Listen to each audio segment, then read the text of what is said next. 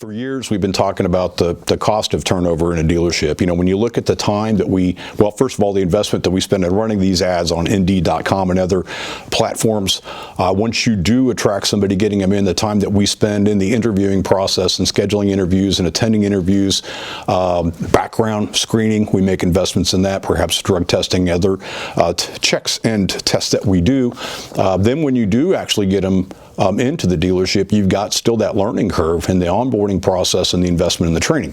So simply said, we say it would be costing possibly as much as 50% to maybe even as much as 200% of what that person earns on an annual basis. So for a parts counter person, for example, you know, it's a 60 to maybe 80,000 a year position, right? And you're going to experience some mistakes that they're going to make on orders or miss orders or didn't get ordered, you know, things like that that can come up, which would cause you returns, et cetera. Technician, again, you know, hopefully nothing that put anybody's in harm's way, but, you know, damaging a part or not torquing something properly and causing damage to another component on the vehicle.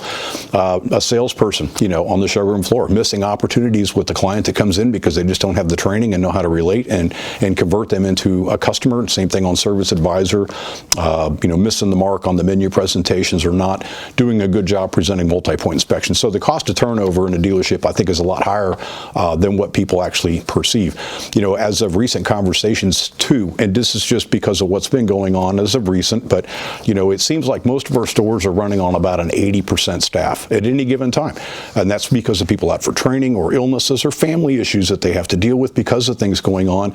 So that puts a lot of pressure on the 80% of the staff that we're running on that having to do 120% of the job. And that also is causing some turnover in stores. We're overworking them to a degree. And I'm not saying we need to overstaff, but we need to be staffed up. You know, with the expectation, knowing with what's been going on, not every store struggles with this, but many do, where there's a constant situation. We've always got some attrition happening there, and it puts a lot of pressure on those who've remained to be able to keep up with the demand.